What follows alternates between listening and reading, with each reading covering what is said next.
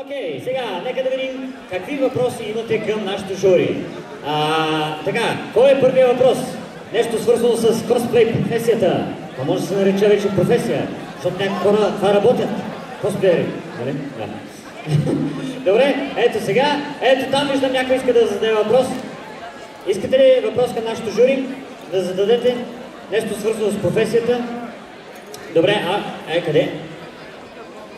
Здрасти! Ето, имаме първи човек, който иска да зададе въпрос. Давай силно. И към кого? Здравейте, имам въпрос към професионални косплеери.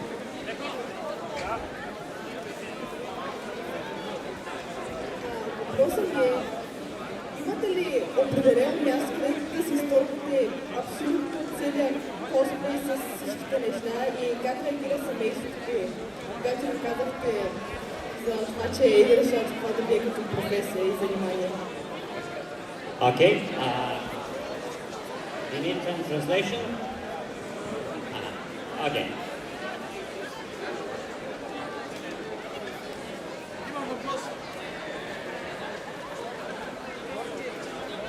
Въпросът беше, имате ли място, където да си складирате косплей дрехите, реквизити и така нататък?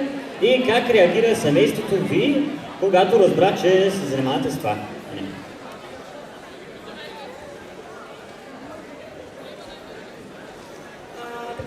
Когато вече не ползвам някой костюм, обикновено или го продавам.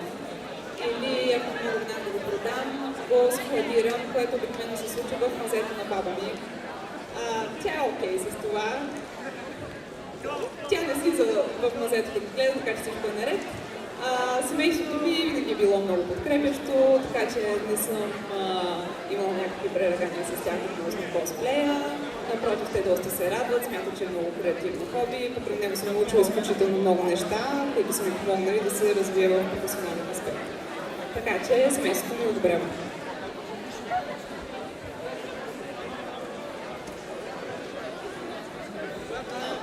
Okay, so I started cosplaying in 2015 when I wanted to attend a con that was about Minecraft, I guess. Yes. And I wanted to see all the YouTubers and like famous people in that area, and I've seen that we can attend it as a cosplayers and get access to the backstage. And I didn't know what cosplay is, so I did my research, and that was my first cosplay ever born, and it was Annie from League of Legends, and nobody wants to see that cosplay. It's really bad. But yeah, it kind of stuck up on me, so I continue to do cosplay, and I really enjoy it now. I don't have a place to store my cosplays. They're just all over the place in my apartment, so it's really hard for me. And the last question was, how did my family react? Oh yeah, they support me because I do acting, and cosplay is a form of like acting, if I can say it like that. So it's not that far from the thing I'm doing. So yeah, it was pretty chill. Опит с косплея стартира, когато бях на 14. Беше едно много странно преживяване за мен, защото имах много awkward момент на сцената, когато ме питаха аз кой герой правя и си мислех да ли питат всъщност аз на колко години съм или героят ми. И беше доста конфузинг в началото. Разбира се, нашите не бяха особено въодушевени, че се занимавам с още едно нещо, покрай всичките 5 неща, с които се занимавах по това време. Няма също и да коментираме факта, че това е един много голям финансов бърдън. Но с годините, все пак казва, че се занимавам от 14 години с това нещо. Когато започнах да го развивам по-професионално, започнах да печеля квалификации, съответно да представя в България на световни, международни и прочее. Започнаха да са доста по-open-minded за цялото нещо, започнаха да ме подкрепят и сега дори идват в чужбина да ме гледат и да черват с българското знаме, което нали пак е постижение. Колкото до как се сторвам нещата, по принцип съм от Пловдив, имах много малък апартамент, говорим за поставен 60 квадрата. Мазето ми е пълно с неща от едно време. Сега вече съм от 10 години почти в София и се наех 4 стаен апартамент, като едната стая използвам изцяло за склад и за workshop. Така че мога да кажа, че това е едно хоби, което взема страшно много място, предвид, че не се налага да отделяме толкова голяма стая само за това. Супер, окей. Добре, нека да видим сега друг въпрос. Ти имаш въпрос. Супер, идвам към теб. Сега, така. Здравей, как се казваш? Драгомир, според вас, кой герой мисли, че е най-труден да правите косплей? Кой е най-трудният герой за правене на косплей? The hardest cosplay.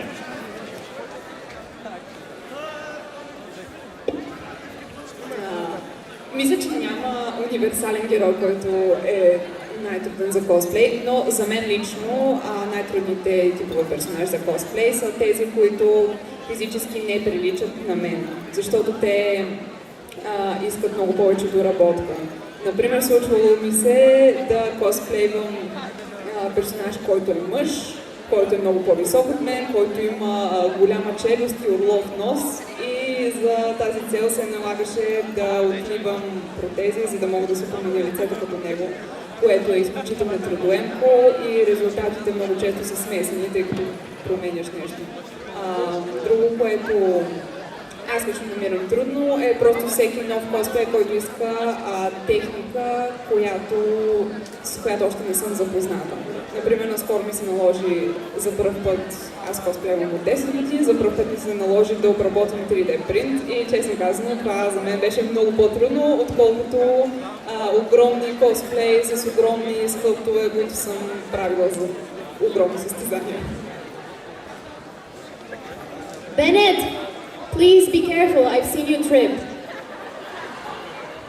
Okay, so for me, I guess the most difficult part of making a new cosplay can be the things that we not share with them. So, for example, if I'm human, right? And I want to cosplay something that's not human. For example, in my wish list, it's Muffet from Undertale, and she has like 6 arms and 2 legs. So I think that's the thing that it's most hard for me to like do the external limbs or stuff. Or if the character, for example, has like a crazy wigs, like meter tall or stuff like that, it's also really hard. But if I should specify a character, I'd say maybe Avatar, like the blue one. That would be really cool, but really difficult to cosplay. So yeah, that's for me, I guess. Значи за мен нещо като невъзможен костюм общо взето няма. Не защото не мога да го направя, защото съм привърженик на теорията, че колкото повече се опитваш да направиш едно нещо, в крайна сметка все някога ще го направиш. И най-добрият начин да научиш нещо как да правиш е то няколко пъти да се провалиш в опитите да го направиш. Все пак така сме открили економичеството. Но като цяло това, което аз най-много някога съм искала да направя е Кериган от StarCraft.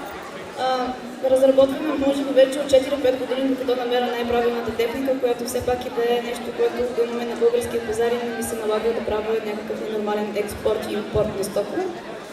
И все още не съм намерила тази златна среда, която вече съм достатъчно удовлетворена и мога да го покажа на сцената. Но винаги насърчавам нови и стари косплеери, просто опитвайте. Няма значение колко трудно ви се струва нещо. Колкото повече се опитвате, колкото повече експлорвате нишата, толкова повече ще се намирате материали, техники и какво ли не, и винаги ще перфектвате крафта си по този начин. Дори и в началото това да ви се струва като някакъв огромен фейл, повярвайте ми, не. Аз стартирах с костюм, който мога да кажа, че не можех да направя, беше модел с Paladin Set, този, който е Judgment. Правих метални обувки с моето съвсем унишко тяло и там ги носих, но мога да кажа, че научих страшно много в процеса и той ми помогна страшно много и в момента се намирам тук, благодарение на него. Окей, добре. Някой друг? Ето имаме хора, които искат да зададат въпрос. И давай. Какво е било преживяването ви, когато сте правили първия ви косплей? Първият ми косплей беше през 2012 година, когато още нямахме супер много големи събития и беше на едно много малко събитие в един мол, където броя на участниците беше 10 макс. И причината всъщност, когато започнах да се занимавам, поначало не си мислех, че някога ще се кача на сцена, мислех си просто да си косплеям в публиката, но понеже се бях скарала с една приятелка, тя ми каза, че не можеш да го направиш, няма смисъл да се занимаваш, и аз напук излязох и го направих. И много ми хареса. Мислих си, че ще е ужасно страшно. В момента, в който стъпих на сцената, никакъв проблем. Когато си на сцената, имаш един такъв ръш от адреналин. Пак, аз имам много голяма сценична треска, така че всеки път, когато изляза, ми треперят всички граници, но въпреки това адреналина, който те зарежда, енергията, която получаваш от публиката, когато правиш перформанс и самия факт, че правиш нещо, което на теб ти харесва и си репетирал за него и си работил за него, ти помага да преодолееш тази сценична треска и чувството винаги, поне за мен, е било много положително, много зареждащо и просто абсолютно ме зарежда за остатъка от деня. Okay, so as I said, my first cosplay was Annie from League of Legends, but it was really bad, and even I haven't like had any cosplay background or stuff, and I didn't know anything about it, and even I was like, no, I can't go out with this. So the second option was make another cosplay. In that while, I was really obsessed with Doctor Who. So I did a cosplay of Rose Tyler, the Badville version, and it was really like easy for me because I thrifted a lot of stuff for myself. I didn't really had to build anything big or sew anything by myself.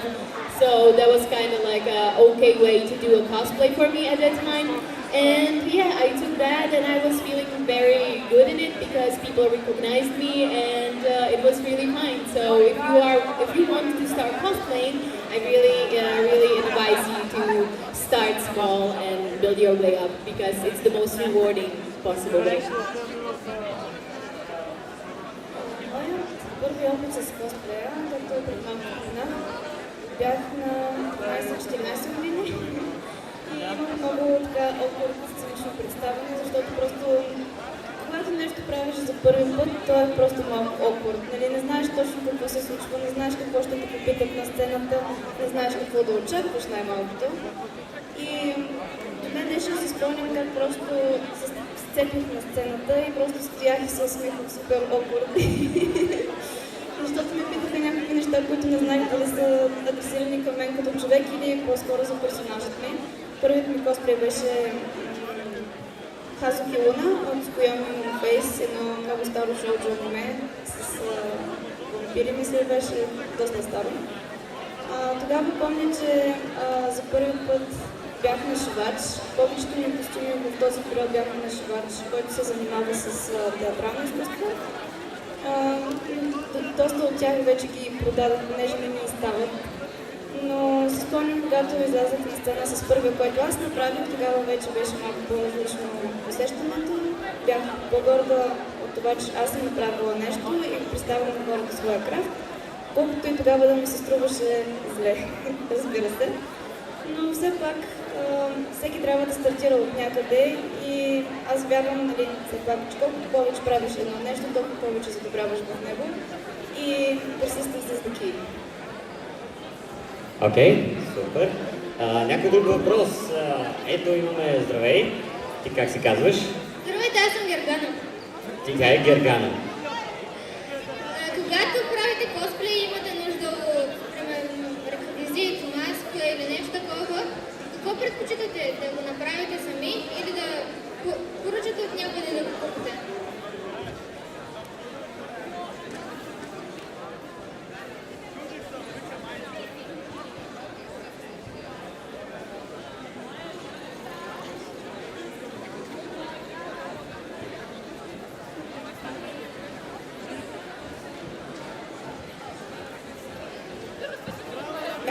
Извинявам се, понеже превеждаме помежду си.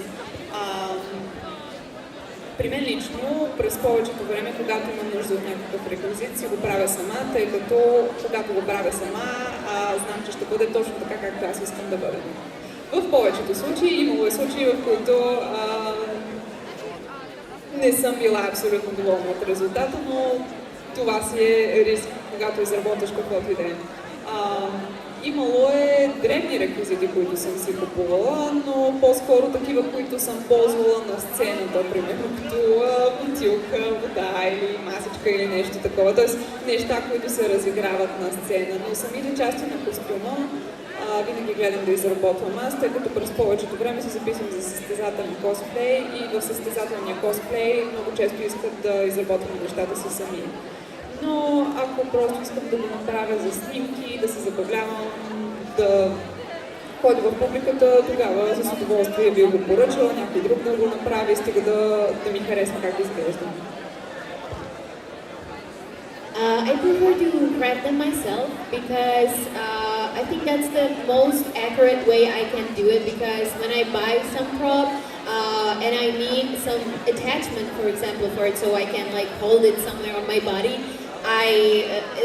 it can be bought, so I like to push myself and do crazy stuff, but I still have a long way to go because I've only managed to do like this tall thing, so it's not that like I would make a 3 meters long prop and stuff like that. And yeah, I think it's really rewarding, because when you have something and people are like, oh, I really like it, did you make it yourself? And you can say yes, that's really rewarding, because you know you put your hard work into it and it paid off. So yeah, I like to do it myself. Значи при мен за пропове, аксесуари и така нататък за костюми обикновено разделям на две категории.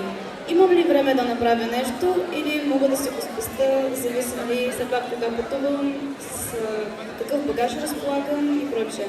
Защото мога сега да дам пример. Този уикенд нали, се случва AniFest, но след 3 дена пътувам за Саудитска Арабия и съответно понякога просто не стига времето дори да искаш да донесеш нещо, което е и 1 метър. Понякога, когато е нещо много маничко, много компактно и знам, че мога да го направя по-бързо, отколкото примерно да чакам 1 седмица или 2 месеца то да пристигне, предпочитам да инвестирам, да кажем, няколко дни да го направя и да знам, че ще е нещо, което все пак и на мен ми харесва и е по моята визия. Но за да се подсигуря, понякога взимам, дори когато правя нещо, едно за резерва, в случай, че нещо се щупи и нямам време да го направя. Това е просто за моя със сигурност, защото всички знаем, че никой не обича нещо да му се щупи на евент или на сцена, или в багажа, или то се загуби по пъти, или нещо просто да се случи с костюма като цяло. По принцип предпочитам всичко да се прави сама, все пак се състезавам на почти всяко събитие и там едно от изискванията е всичко да е ръчна изработка. Но когато е нещо по-кежуал, както и ръказа за снимки или просто така нещо, което ти е близо до сърцето, искаш да го направиш за кеф, повечето пъти си го поръчвам. Окей, добре, дайте друг въпрос. Така, здравей. Как се чувствате психически и физически в костюмите? Имам предвид, не знам, примерно за полети сядки.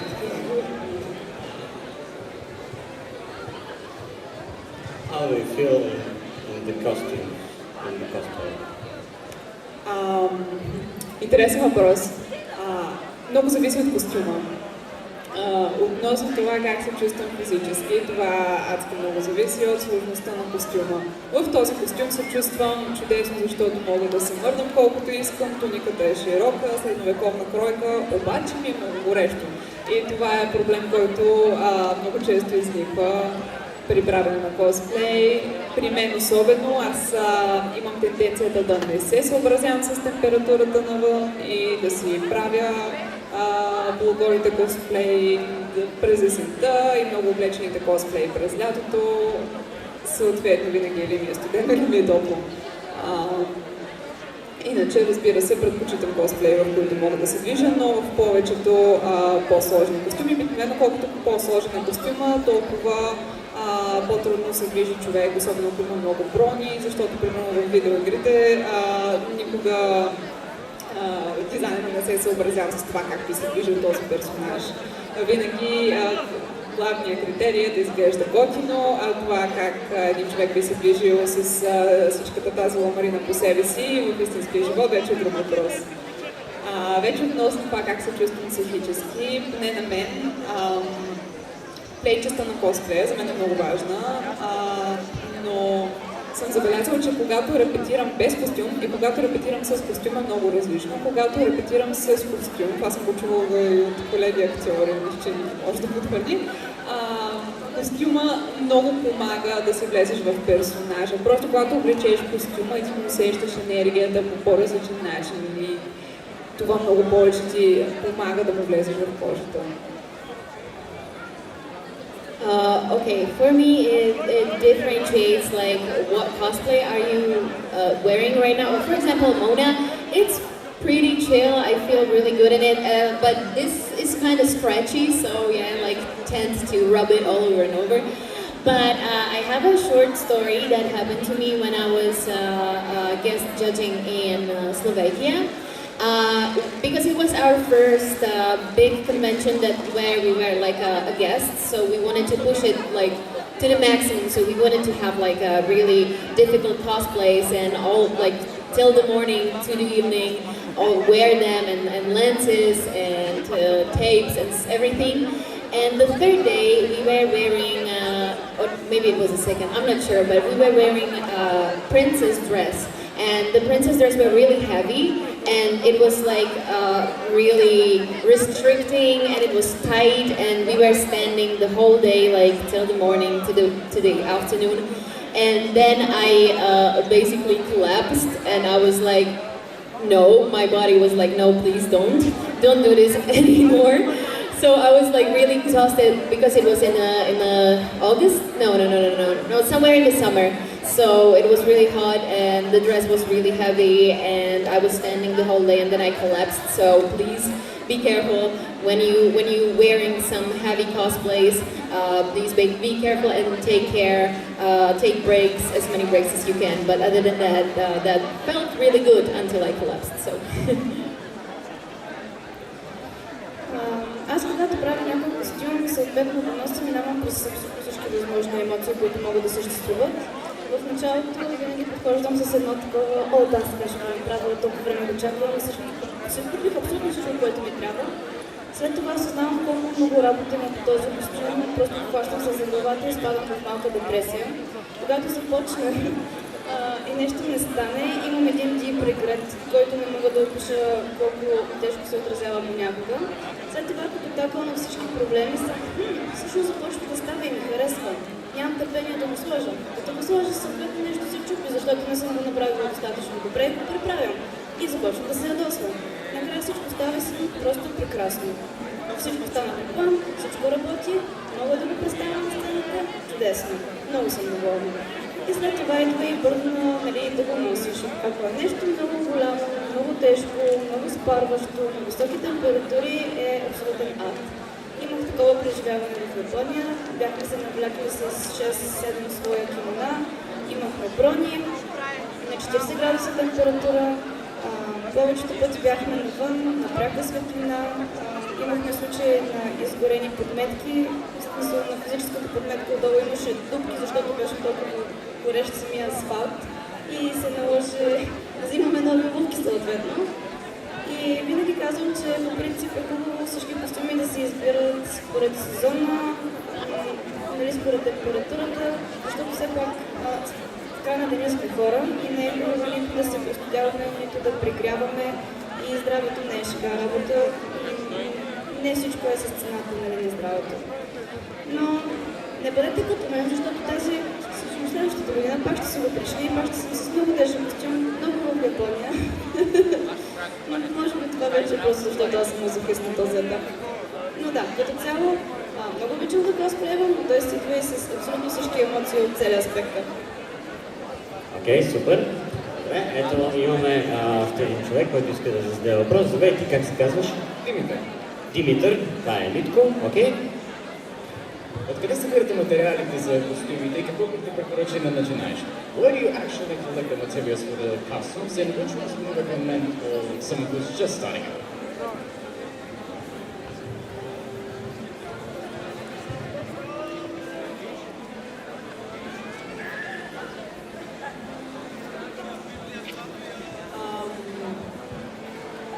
Общо взето, когато започнах да се занимавам с косплей, знаех много малко материали, можех да работя с фибран, с евафон и мисля, че с това се изчерпват.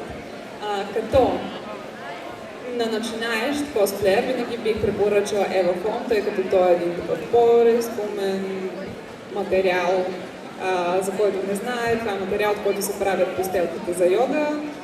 Той се огъва, може да се шкури, може да се лепи с контактно лепило, могат да му се изглаждат челове. От евафон се правят много често брони, всякакви такива конструкции. Аз, примерно, когато имам някакъв костюм, който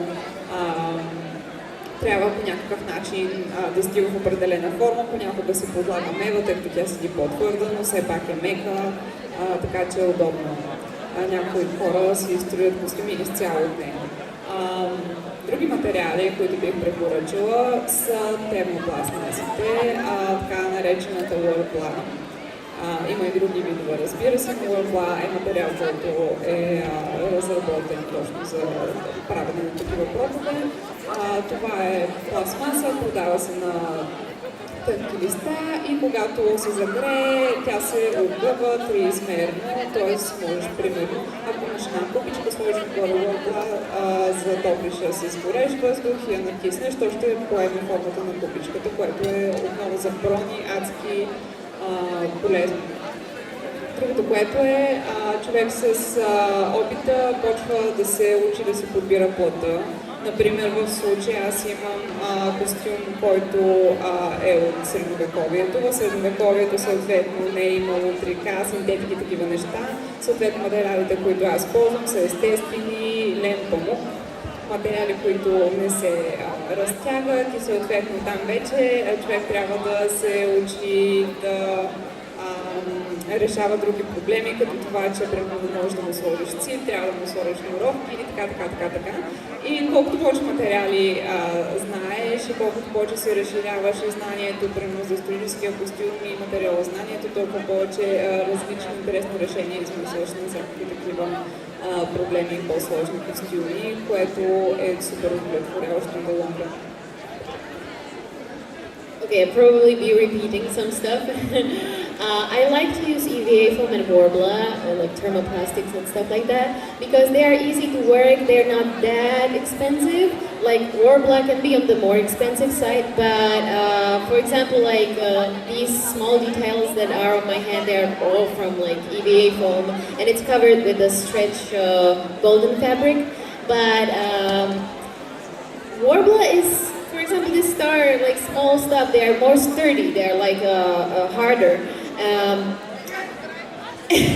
And you know, like EVA foam is really easy for beginners, so I'd recommend you to use this. But when you craft something, make sure to use a primer and a sealer, because other than that, I've been there, so I know how stuff works when it's not sealed or primed. It cracks and it falls right off. So, and if it's on the part of the body that it's movable, you also would need some like a movable paint, or like, how is it called? I don't know. Do you know? Like flexible. Yeah, that's the word I've been looking for. Yeah, I've been using, for example, flexi paints. And they are like, you can bend them a bit. Not like really too much, but you can bend them out. But also you seal and prime it. And if I'm talking about like sewing and making stuff from fabric, I think, for example, I don't know if you have it in Bulgarian, but we have a fabric that it's called rongo. Rongo. I don't have it on myself, but it's a something between, it's a little bit stretchy, but it's really nice to work with, and you don't need any like really dramatic fabrics from Yaya Han for first time cosplays. So yeah, that's the fabric, that's the Worbla and EVA foam, and yeah, I do sometimes like stuff like paper mache as well, but it's more time consuming. So yeah, that's for me, I guess. Начинаещ, аз бих препоръчала да стартира човек с нещо, което може да се набави от, да кажем, H&M.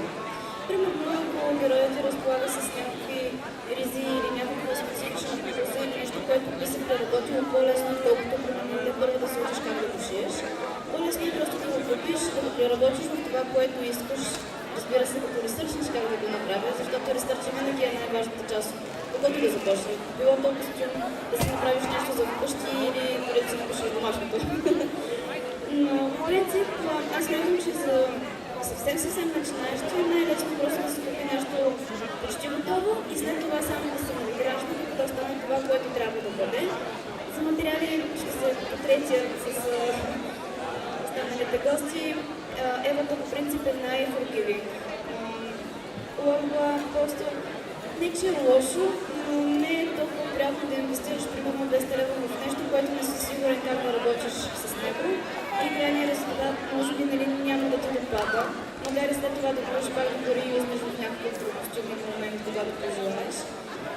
При всички положения, когато стартираш, ти се наложи да имаш няколко машини, които са много належащи. Това е шлайфът.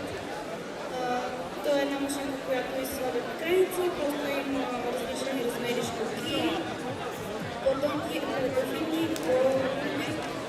По този начин по-лесно си оформиш ефта, правиш си формички.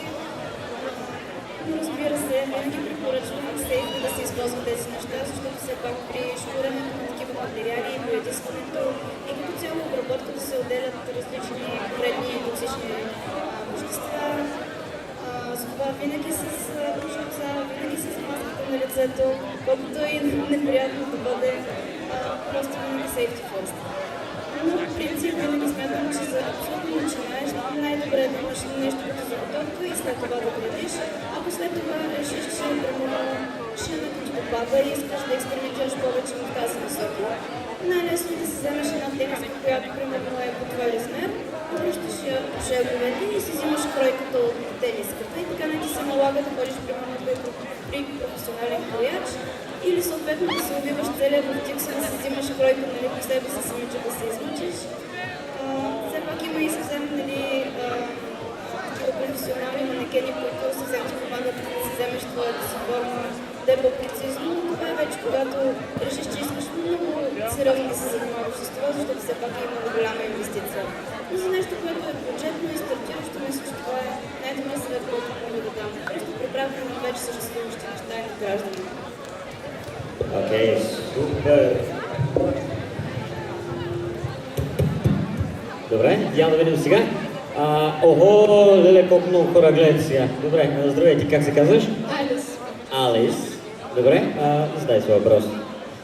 За косплей, кое бихте избрали? Аниме, игра или друго ТВ шоу? Кое бихте избрали, кое харесвате? Алис.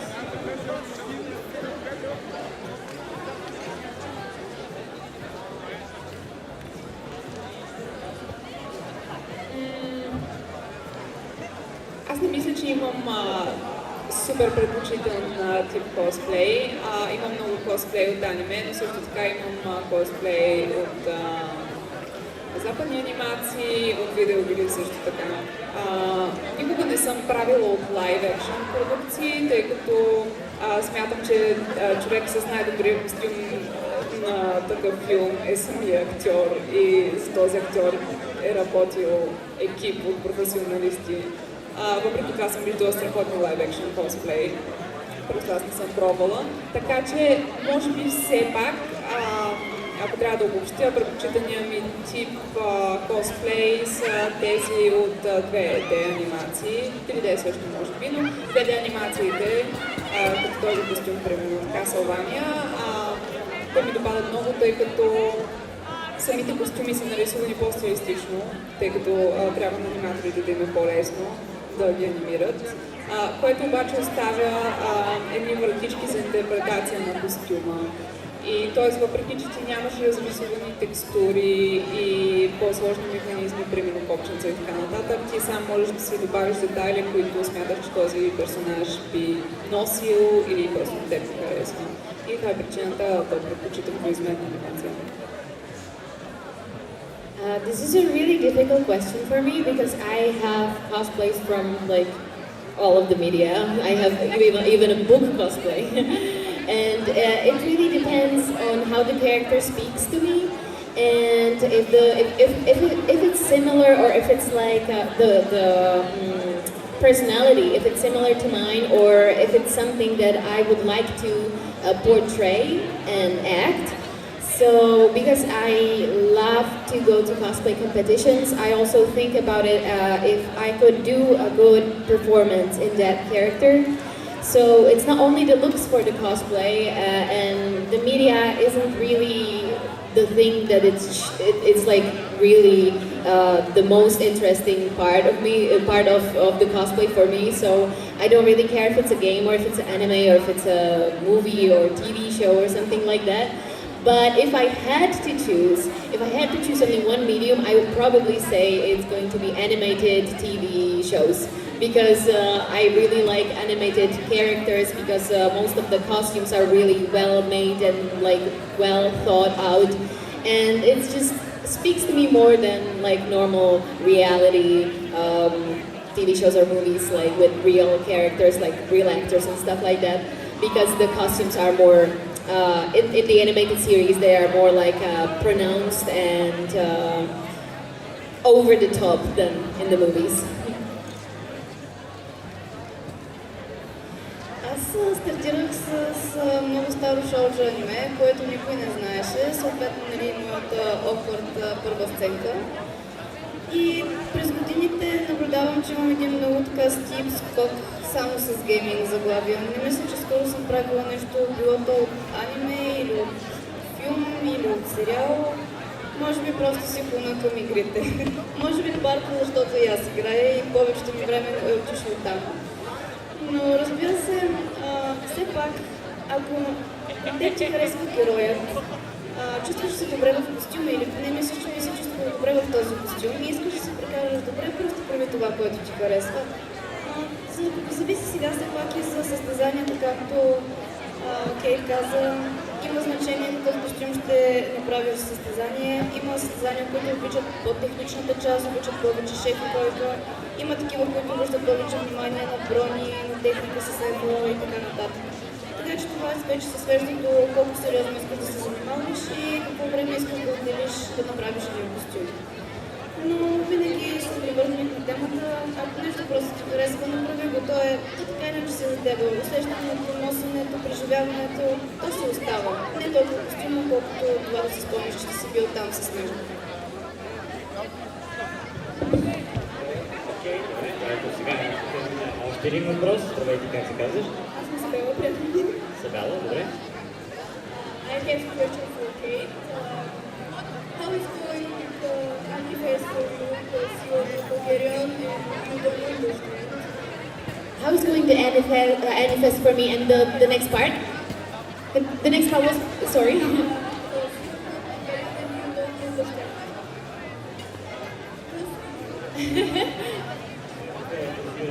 If you don't speak Bulgarian, yeah. Oh, if I'm not speaking Bulgarian. Oh yeah. Well, AniFest is going really nice for me. It's really fun, and I haven't think that it's going to be this big, and it's kind of difficult for me to read because yes, everything is in your guess, like in the, for me, weird symbols. So I can't really read them, but I have an awesome team around me that helps me with translations, and it's really nice. So to have like two options, like the Bulgarian and English as well. So thank you so much for asking me the questions, and I think it's really nice so far. So I hope it stays that way. Okay. The next question is from who? Good? Поли. Окей, здрасти, ти как се казваш? Поли се казва. Това е Поли. Окей, давай. Ами аз искам да питам, когато започвате да правите костюм, кое е първото нещо, което започва всъщност процеса на изработване на костюма? And in English, I was about to say. При мен винаги е различно. Обикновено почвам с частта, която за мен е най-лесна. Или, може би, средната по трудност част, тъй като най-лесните си ги оставям за по-накрая, as a treat. Трудните в началото ме страх да започна с тях, тъй като ако е нещо, с което още не съм работила и още нямам confidence да го правя, имам тенденцията да го отлагам във времето. Така че при мен първото нещо, с което започвам костюма, е или базовата кройка, или перуката. There is no in between. Ако е нещо по-простичко, например с тази туника, това с което започнах беше основно кройката, тъй като смятах, че няма да е толкова challenging. Перуката също беше едно от първите неща, които направих, просто защото с перука се занимавам от повече време и за мен това е една така позната сфера, в която няма много изненади. Последното нещо, което правих за този костюм, бяха сандалите, тъй като тези сандали са кожени, изцяло са направени, смисъл подметка, кожа, ръчен шев, всичките тези неща, което аз за първ път трябваше да правя обувка from scratch изцяло и това за мен беше една много непозната територия. Така че да, бих казала, просто започвам с това, което ми се струва по-лесно или средно, най-трудното средата към края и после нещо по-лесничко, за да се вдигне увереността обратно. When I pick a character that I want to cosplay, I firstly want to see if it will fit me. So I do a wig first, usually, and then I do a cos test. So to see if it's actually like fitting. If I don't like it, then I abandon the project. But I usually start from head to toe. But it's not good to start with small things, but I tend to start with small things first because they are easier. I like crafting, so I craft the small parts of the costume, and then I move to sewing because I hate sewing. It's hell because it's so difficult for me. Like the thinking about the patterns, it's what kills me the most because I can spend hours about like thinking how should I cut the fabric to fit on my body. It's like so difficult for me and I hate it so much. But when it's finished, I'm like, yeah, it was worth it in the end. So yeah, starting from the small things for me. За мен винаги започва с massive research. Как изглежда героя отпред, отзад, отгоре, отдолу, от колата и така нататък. Каквото мога да намеря, абсолютно всичко използвам, разглеждам други хора как са го правили, гледам много материали, потенциално дали мога да намеря който мога да използвам онлайн, дали има нещо близо до това, което може да се използва, за да не го правя from scratch. И след това започвам с най-трудната част. Аз малко наобратно явно карам. Но по принцип предпочитам да такам на това, което ми е най-трудно, най-непознато, да ме отделя максимално много време, защото знам, че другото, което вече ми е познато, мога да го направя за сравнително кратко време. И моят attention span по принцип не е особено голям.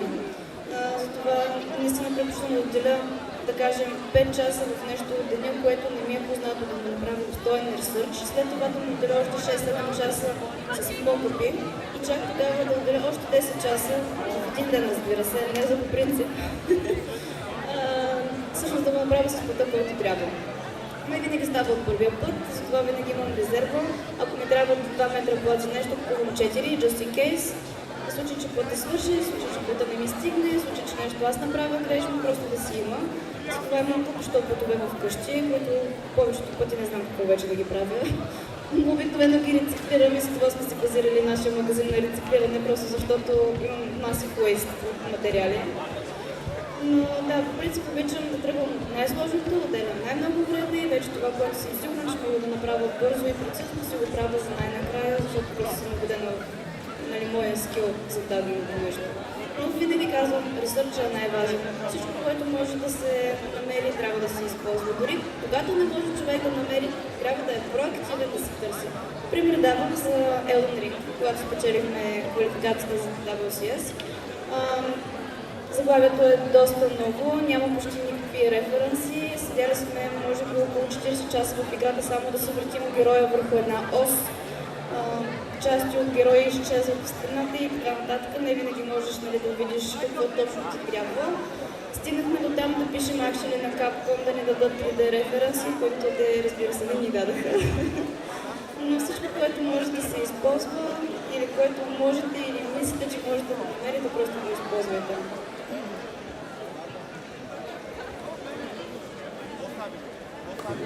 Okay, so we're going to have the last question. Пак не. А някой друг, който не е питал? Има ли? Просто трябва, нали, всички да... Има ли някой, който иска да пита и никога не е питал жури? Няма. Вие ли, господин фотографа, нещо ще питате ли? Добре. Ами давай, Поли. Поли again, the last question for the Q&A. Как подхождате към по-сложни кройки? Дали купувате или всеки се прави сам? Или с тиксо? Зависи, предполагам. Но да, към кройките основно. По-сложни кройки? Доста различно. Тъй като аз косплеявам от 10 години, както споменах, всеки път, когато съм правила кройка, тази кройка си я запазвам и се държа в една кутия. И това, което има в момента е кутия, всъщност две кутии, пълни с кройки на всевъзможни неща, на панталони, на базови блузи, на трика. Като, разбира се, тези кройки, които аз имам, никога няма да са едно към едно с това, което ми трябва, но това, което обикновено правя, е, че си взимам някакъв ефтин плат или от тези цветарските хартии, които приличат на салфетки и не са по-durable като плат. Изрязвам си една кройка по кройките, които вече имам и си добавям някакви неща на око, както преценя, че би седяло нещо. Сглабям го по този начин, обличам го или го слагам на манекена, но най-вече по себе си, тъй като правя нещо за себе си, по мен би било най-точно. Обличам го и виждам къде е грешно. И вече по това нещо си настроявам. Също така, като имам една такава база, мога да го сложа на манекена и вече с тиксо, известния метод, просто да го налепя и да си доразширя кройката, където ми трябва да си я променя. Случва ми се и изцяло с тиксо, с турбички за попут да си облепя манекена, с стреч фолио. Всякакви такива, много зависи какво е. Ако е нещо, което някакси интуитивно ми идва, направо си го драфтвам от манекена, няма проблем. Ако е нещо по-малко, ако е нещо по тялото, просто себе си ще се облепя, ще се разрисувам, но ако е нещо широко, с по-странна кръга, ако е някаква бална роква, примерно, тогава искам малко повече експериментация с формата. И обикновено това бих препоръчала. Има много кройки, които се продават и онлайн, така че човек в днешно време може просто да си купи за не повече от 10-15 долара пакет кройки на някакви базови неща, вече тези кройки да си да работи, което е супер удобно, много работа спестява. Така че, да, според мен не е нужно човек да може да смята математиката на кройките, да го прави по съвсем методичен и математически правилен начин. Стига да можеш да покажеш нещо, което седи добре на човешкото тяло, няма значение какъв метод ползваш. I like to wrap myself in tape. Big fan, yeah. So I just like wrap myself and then trace the pattern that I want to make. It's the easiest method for me because I don't really like to work with patterns from shops because this is so confusing to me, like so many lines and I just don't know where to cut. So I rather do it myself, or I also do a tracing of patterns that I already have, or pieces of clothes that I already have, and I just want to, for example, if when I was doing Doki Doki Monica cosplay, I needed to do the jacket, so I just took a jacket that I already own, or I just thrifted for a jacket, and then I traced the patterns. If you don't like the jacket, you can also cut through it and trace it then, because it's more easier, but I loved it, so I didn't want to destroy it, so I had to like be really careful about tracing it on the paper. And also, if I need something really easy, like a pants pattern, I go next door and my mom is like she sews, so I just like steal some of their patterns and just like trace it on the pattern. And if I want to do a prop, for example, something from when I was, for example, doing a Alistair Kane, I had to do like a oval-shaped. Oh my God! It's like I don't know, like oval, because he has the microphone, and behind it, it's like an oval-shaped thing. So I did the same method, but I didn't wrap myself in the tape. I wrapped like something that was the same shape that I needed to be, and then I traced it, and then I like patterned it on the normal paper, and then I transferred it to EVA foam and made it from the EVA foam. So tracing is a really good way if you want to save time and money, and you don't need to you don't want to learn how to do it with the really difficult, for myself, it's really difficult, patterns from shop, it's hell for me. Обикновено, когато аз стартирам някой костюм, правих една много умна инвестиция от моя страна. Просто си купих един от тези професионалните шивашки манекени, които могат да се регулират спрямо телосложението ти. Преди това и аз също се умила в тиксо, пълних кройката с вата, с хартия, с нещо, което просто да заеме форма, за да мога да работя по нея. Но откакто инвестирах в този въпросен манекен, вече всичко се фитва както се трябва, изчислявам си го до последно. Единствено имам проблеми още с краката и ръцете, понеже той си идва само като торс и малко около бедрото. Но в принцип аз съм за да се съборват други косплеери, които се занимават професионално с кройки. Защото колкото да са конфюзинг тези линии, къде да се реже и така нататък, ако си ги принтираш цветно, обикновено няма никакъв проблем. Повечето пъти фитват на европейския стандарт от M до XXL и са точни. Има някакви моменти, в които човек може да разбере дали не е върсната самата кройка и дали трябва просто да правиш опакова и неопакова страна. Но ако има нещо, което вече съществува, не мисля, че е проблем просто да се купи. Ако е нещо, което не съществува, най-лесно е просто да се потърси ерата, епохата и прочее на самия персонаж. Ако е нещо викторианско, има доста бейсик туториали как да се направи колата, косета, шапчицата и просто е по-лесно по този начин. Но по принцип също става, ако вече човек има форма или манекен с нещо, което просто базово да работи, да увива в А4 листове, съвсем нормални, защото те са много твърди и когато нещо не фитва, примерно ако е овално, просто си го загъваш и знаеш къде трябва да пригънеш плътта. Той работи по абсолютно същия начин, ако не е стречи в някоя посока. Това за мен е най-лесният начин, но по принцип аз все пак съм си привърженик на тикс стреч фолио метода и хартията. Просто за мен кройките са нещо, което е дълго не се сети, че никога не съм обръщала в интерес на света някакво особено внимание. Просто мачаш там някакви работи и като ти паснеш, викаш, да, това е. И просто вече майндфули режеш на всяка сгънка, за да се запази все пак и шейка. Окей, супер, добре, това беше Q&A с нашото жури. Аплодисменти за тях. Аплодисменти за The Earstress, Kate Cosplay и WANYUSHA Cosplay. Ще ги видим след малко. В 2 часа напомням на косплеярите, че ще има предварително pre-judging, което ще се случва, ще разберете.